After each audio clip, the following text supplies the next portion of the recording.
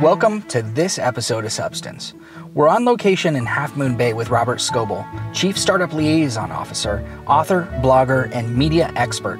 Please join us as we talk about big data and the age of context. Thank you for having us here at your house on location in Half Moon Bay. Yay! Nice weather you have in here, and looking forward to a nice sit-down chat with you about a lot of different things. I want to talk about all kinds of things like technology and social media, and I mean we've got a lot of things to cover. But the first thing I would like to talk to you about is just your brand. Yeah. Your brand is something quite extraordinary. I'd love to talk with you about what you think of your brand.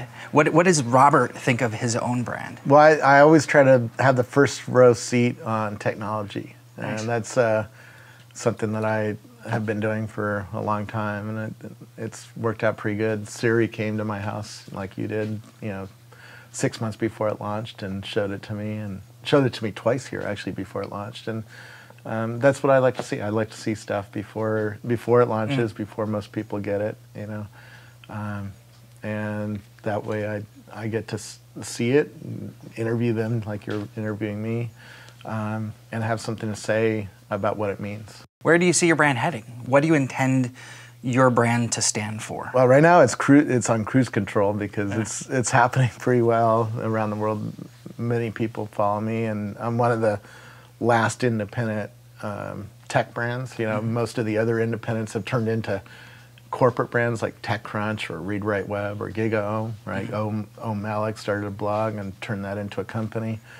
And I never have turned it into a company. I have always still stayed independent, just me and my blog and my Twitter feed and my Facebook and LinkedIn and Google Plus and YouTube and Quora and Flipboard. Right. So I use all the tools to talk to people and build distribution systems to get an audience going. You have a position with Rackspace. You're the Chief Startup Liaison, say that 10 times, Yep. Liaison Officer. So how does that tie in? Well, it's pretty well aligned because they want me to help build their brand, and they're trying to put in people's minds a few things about who Rackspace is or what Rackspace is, that they're bleeding edge, that they're an early adopter, that they're nice, that they're open. My phone number's on all my properties, right? My cell phone, so you can call I only have one cell phone, I only have one number, right? And I pick it up. And doing thought leadership and stuff like that puts in people's heads, oh, that's an interesting company that maybe could help me with my business, right?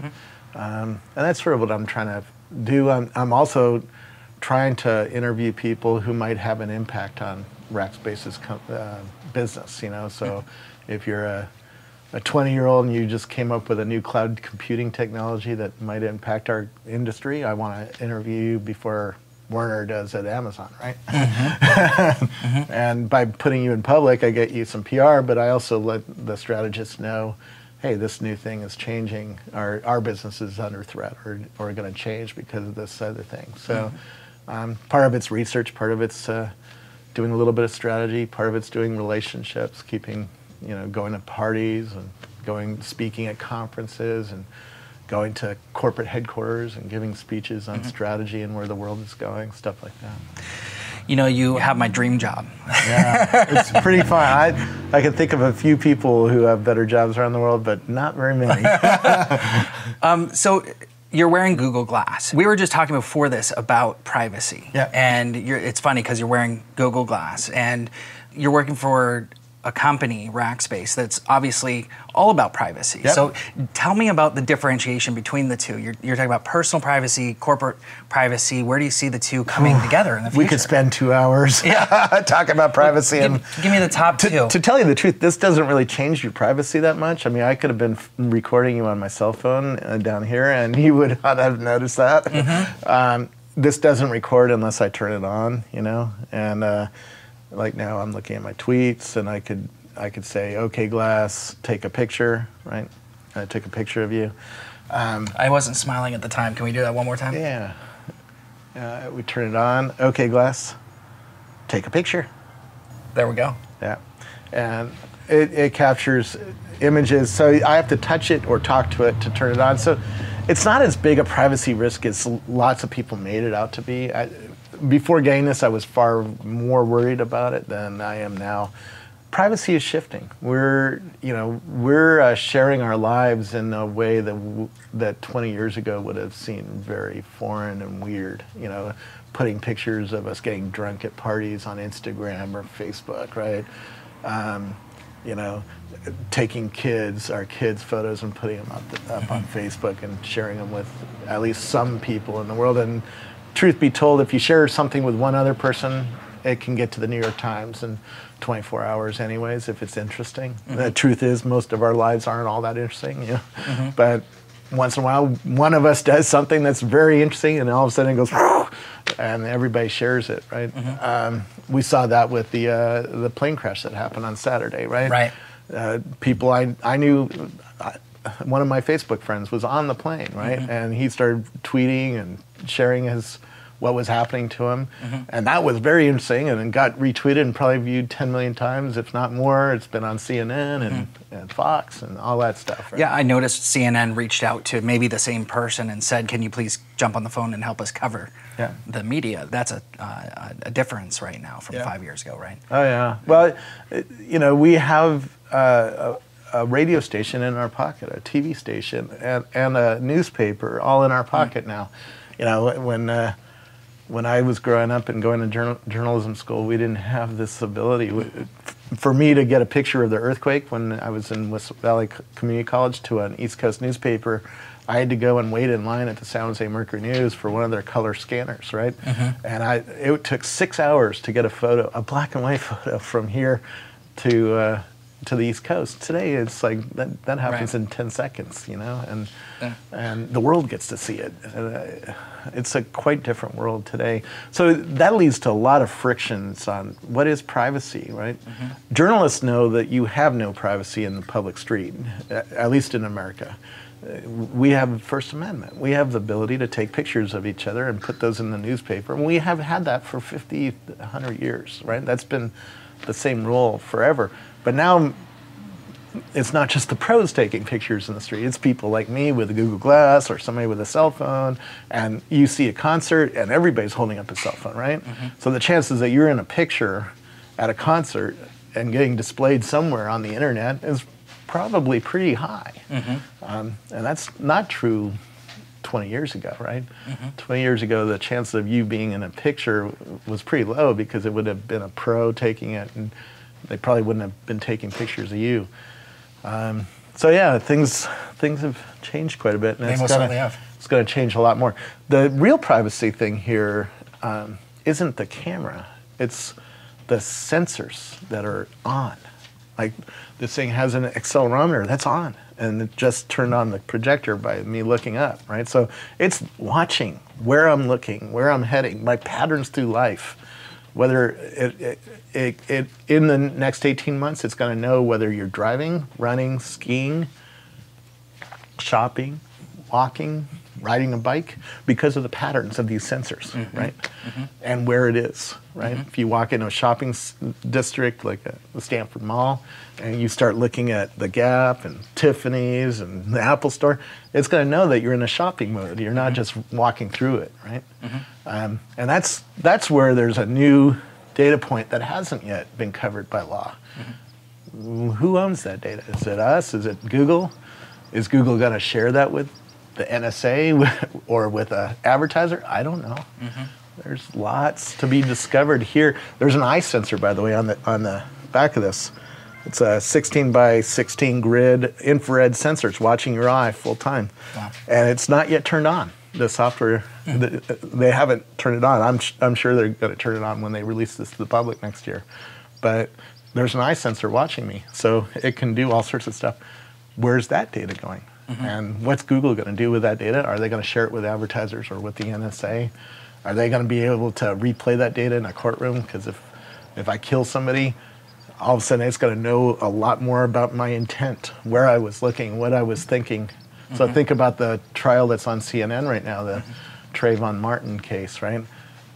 If that guy was wearing something like this, you would have a lot of data, a black box of data, right? And you'd be able to tell his intent, tell a little bit more about where he was looking, what he was thinking. There's going to be some interesting court cases in the next 10 years. You know, it's interesting because you have a book coming out with Shel Israel, who I'm interviewing next on our Substance series here. So I'm excited about that. But I'd love to talk to you about The Age of Context. That's your new book coming out. I mean, this is a perfect transition into the context around, you were naming off, what, 5 points of context? Yeah, last year I interview a lot of startups, so I start seeing trends that other people don't necessarily see just because of the sheer numbers of people I'm interviewing and the technologies I'm seeing. And I started seeing five trends, 2 of which were obvious already. Social network data is doubling every 18 months. Right now there's 1 billion tweets every 36 hours. In 18 months, that'll be 1 billion tweets in 18 hours, right?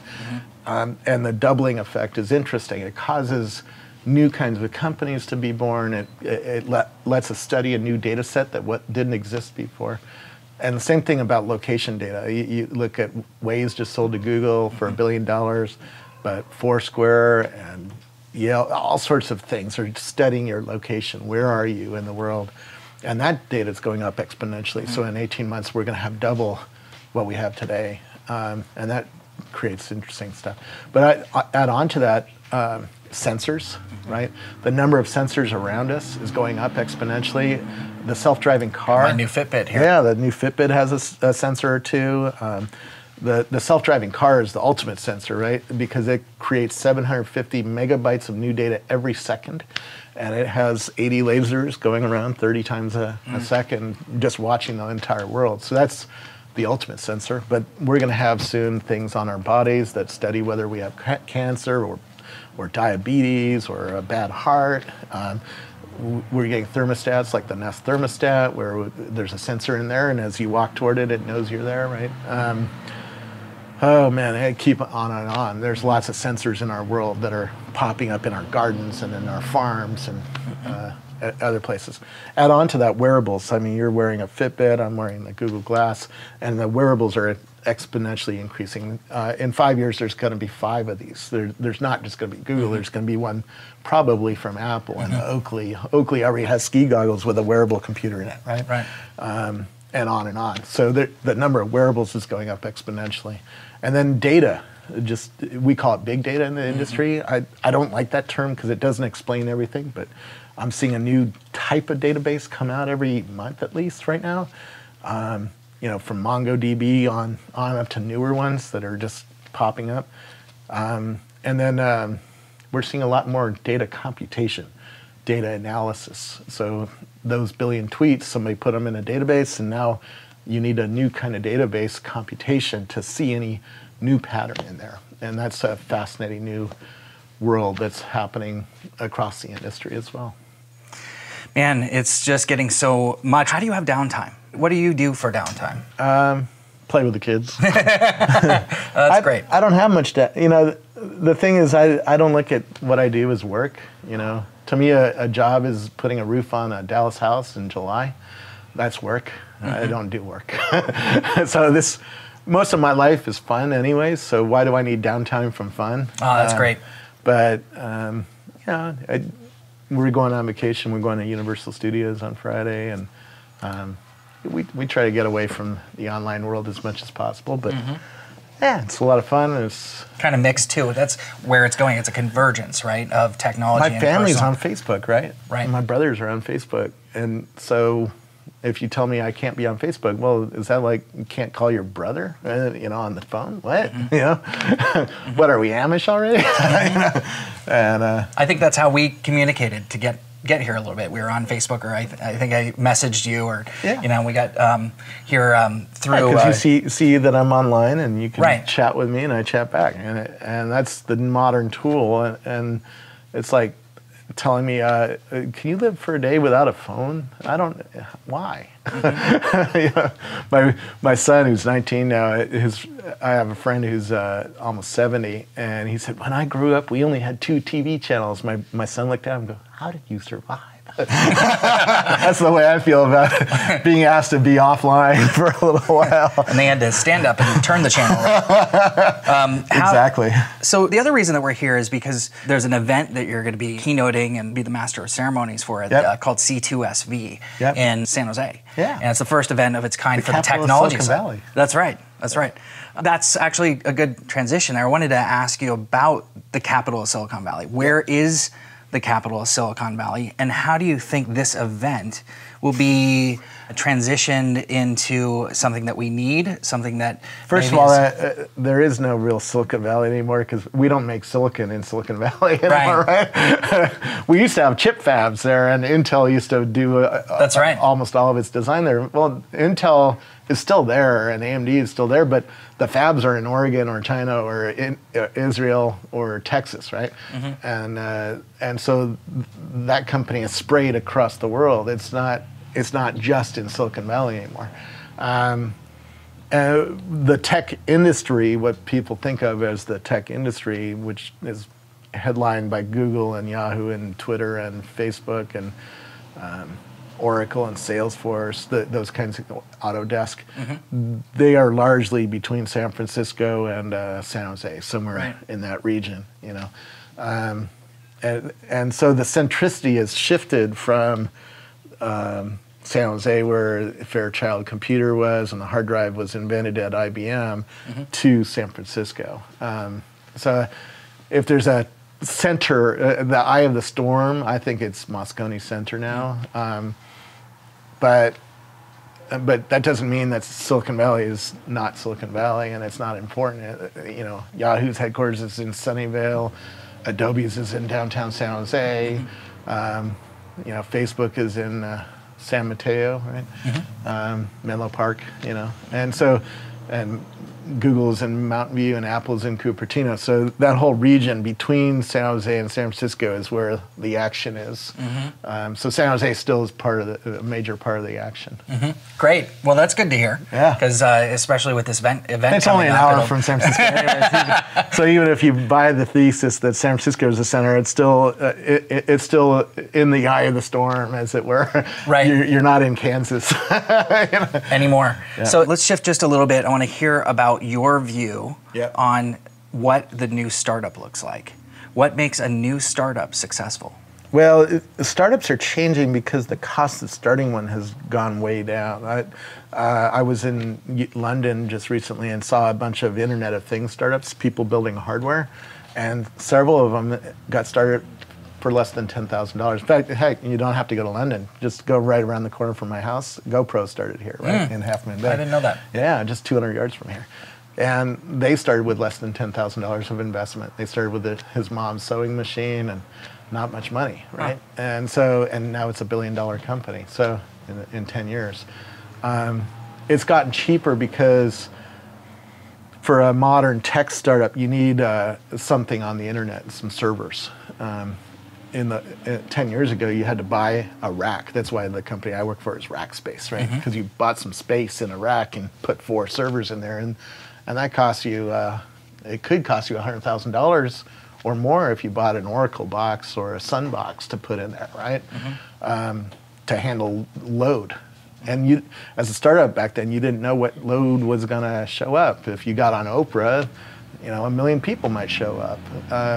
If you got on TechCrunch, maybe 10,000 people show up. You didn't know who was going to show up the first day, right? And so you had to build a set of machines to handle expected load. Well, now you just swipe your card on Amazon or Rackspace and start some cloud computing servers for a few dollars, less than $100, right? And now you're in business. And if a load shows up, if you get on a famous TV show or in the New York Times or something like that, then all of a sudden you just start up some more virtual servers, and because you know what's showing up, you can respond to it really fast. So you can build a company for far less money than you could 10 years ago. And the internet has also made it possible to hire talent around the world. You don't have to just hire them in San Francisco, which is where the money was. Right now you can.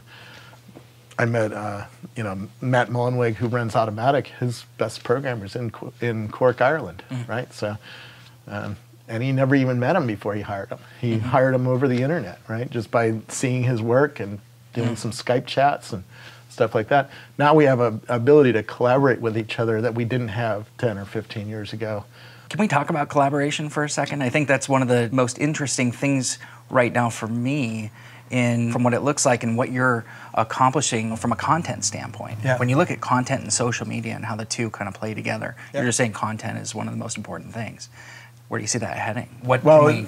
For me, what I came along in the blogging world, and very quickly I realized the audience was smarter than I was. The audience actually helped me write my stories because, well, take the plane crash on Saturday here in SFO. In my comments was a guy who was on the plane, right? And a guy who shot the plane that crashed in the Hudson, and some pilots. And pilots who have jet experience, right? So all of a sudden, by commenting on what you wrote, they are adding on to the story. They're either correcting stuff that you got wrong, or adding on to the understanding, or sharing facts that they heard from their networks. And now all of a sudden, the story got better, right? And that's what I like about the real-time open internet, Twitter, Facebook, Google+, LinkedIn, because the story, can evolve and does have some incorrect stuff in the early hours. It did on the pro stuff too, right? You watch CNN and you saw stuff that turned out not to be true. Right. For a whole lot of reasons, because witnesses aren't very accurate with their language of what they saw. Like one witness said they saw the plane cartwheeling. Well, the plane didn't really cartwheel. It was obvious by looking at the plane it never cartwheeled. Right. Cartwheel means do that.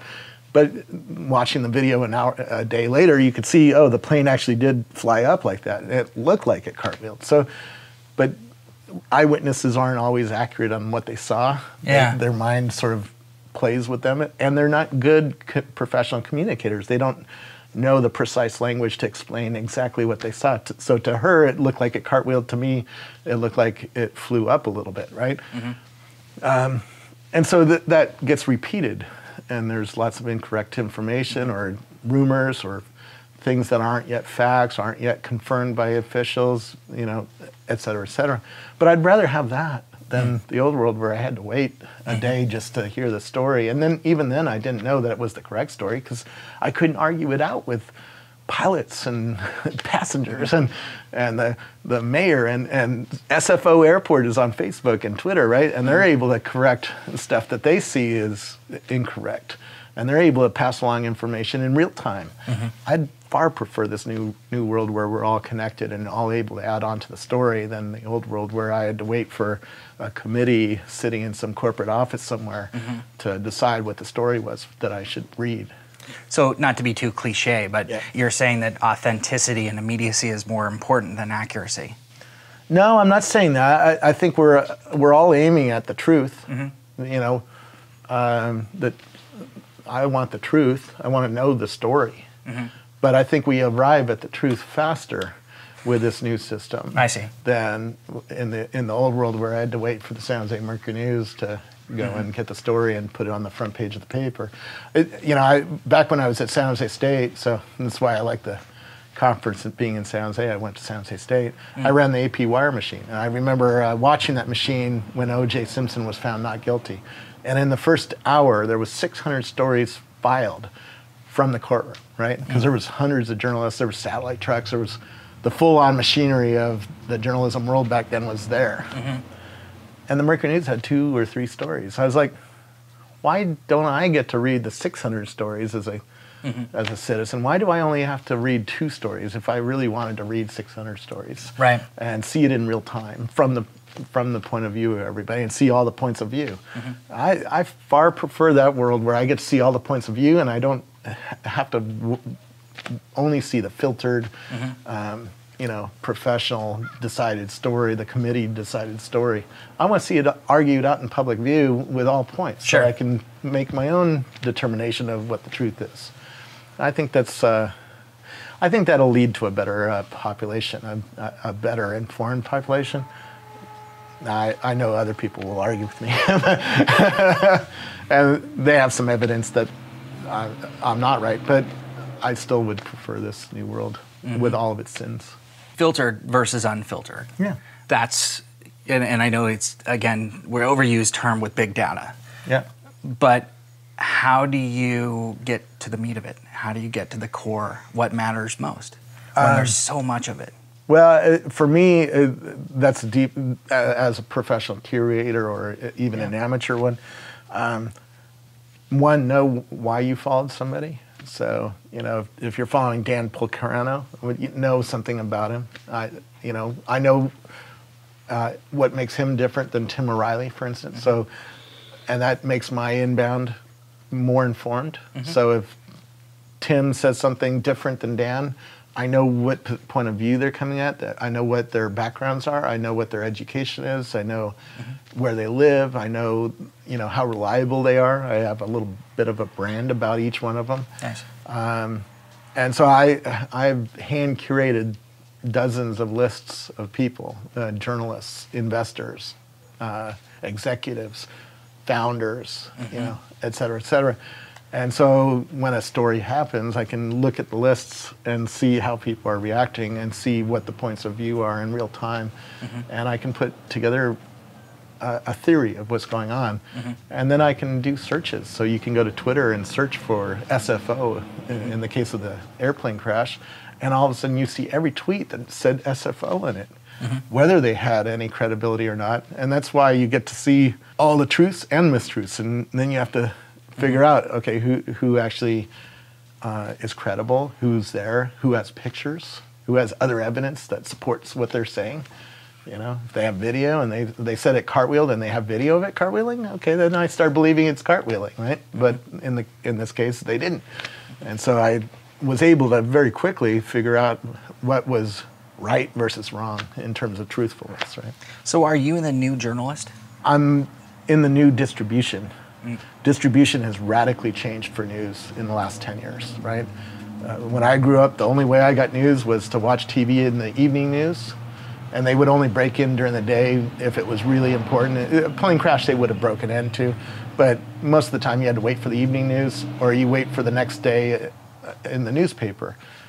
Today I get Twitter and Facebook and Google Plus, and the distribution's radically different. And by the way, all the pros are on Twitter, right? I have a world news list of just pro news brands, not normal people, not people, just brands. CNN, NBC, New York Times, Washington Post, Al Jazeera.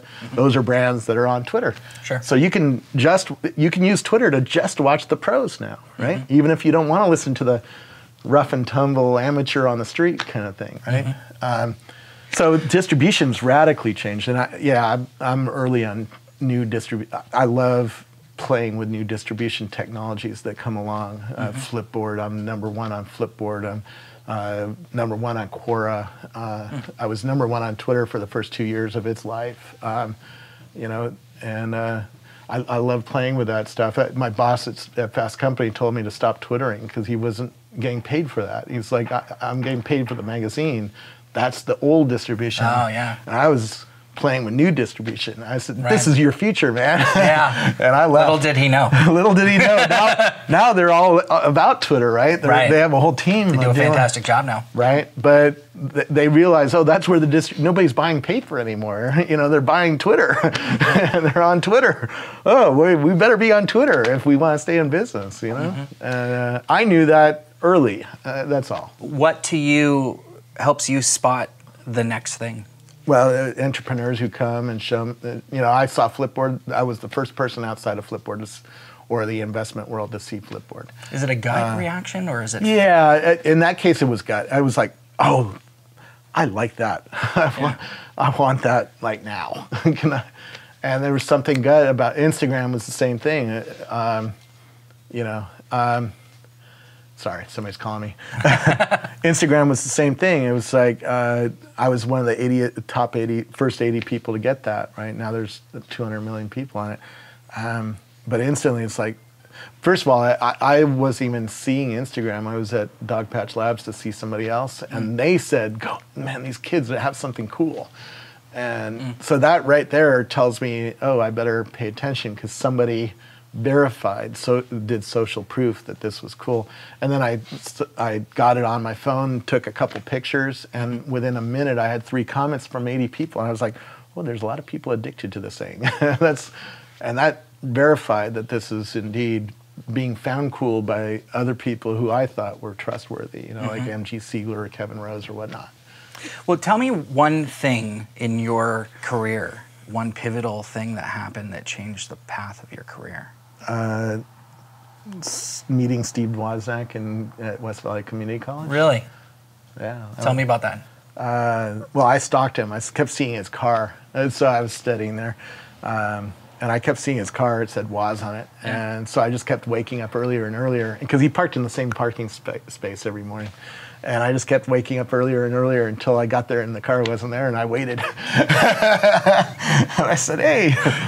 When he showed up, hey, Steve, I work for the school paper and I'd like to interview you. Oh, wow. And he was nice. And then we just kept studying together and eventually I got the nerve up to ask him for money for our journalism department so I could buy some nice big Macs because this was back in '89 when we were doing a broadsheet newspaper on a little Mac Plus. And it was pretty painful moving around the page. Was it the interview or the fact that he said yes? What changed for you? For me, that getting those computers and then the teacher making me set them up and learn PageMaker and HyperCard and all that gave me some skills. And then when I got to San Jose State, I had to do the same thing because they just bought 100 Macs and they didn't know what to do with them. So I redesigned the school paper and started beta testing for Adobe and Microsoft and stuff like that. And that got me a job at a programming magazine. So yeah, that pretty clearly, and I knew it at the time that was important, that I was there at the shift of mini computers to these personal computers.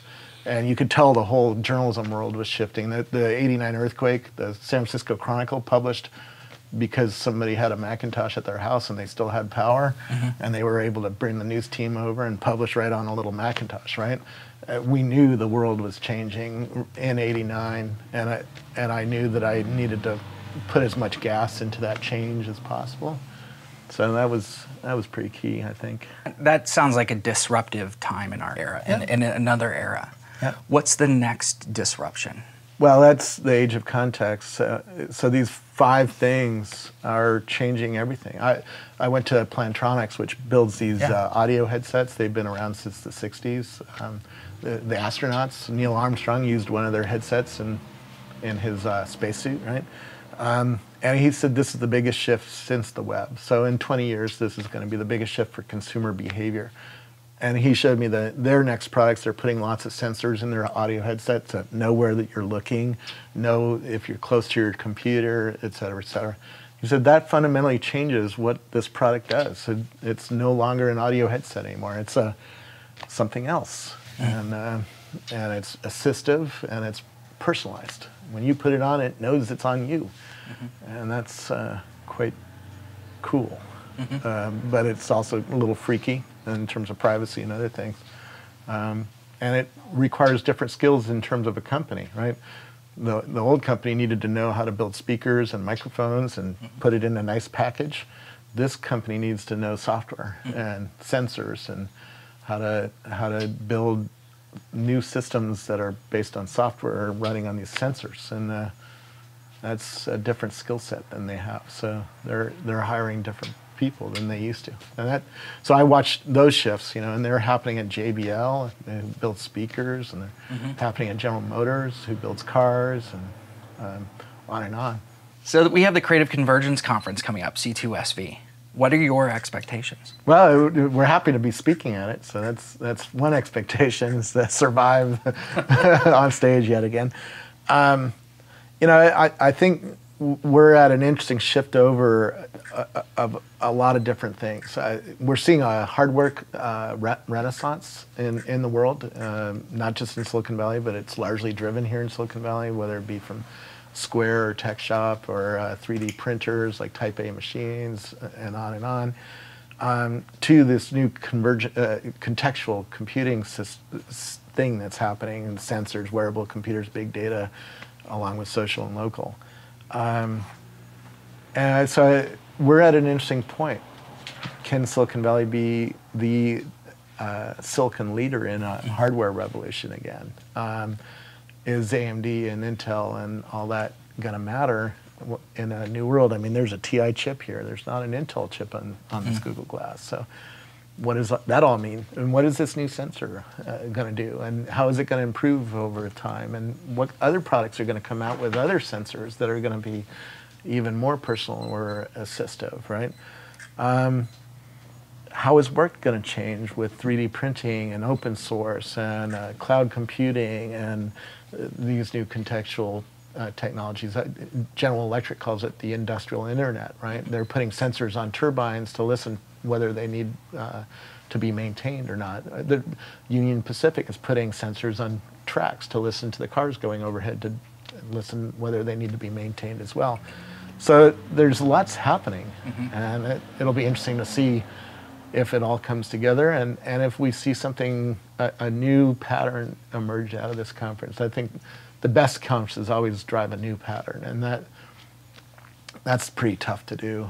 You know, Tim O'Reilly's done it a few times with his conferences, and Ted's done it a few times with the TED videos, but can this conference not just be a great networking event, but actually, you know, start a new thing? Well, thank you for your time here. I could talk to you for several hours more, but you know, we only have so much time here. So I wanted to thank you for your time and appreciate you talking to me here today about all this great stuff. I'm looking forward to watching your curations and seeing what you see as the next shift. Very cool. Thank you so much for having me, or coming out to my house. You're welcome. Saving me an hour and a half of drive time. So. You got it. You got it. Cheers.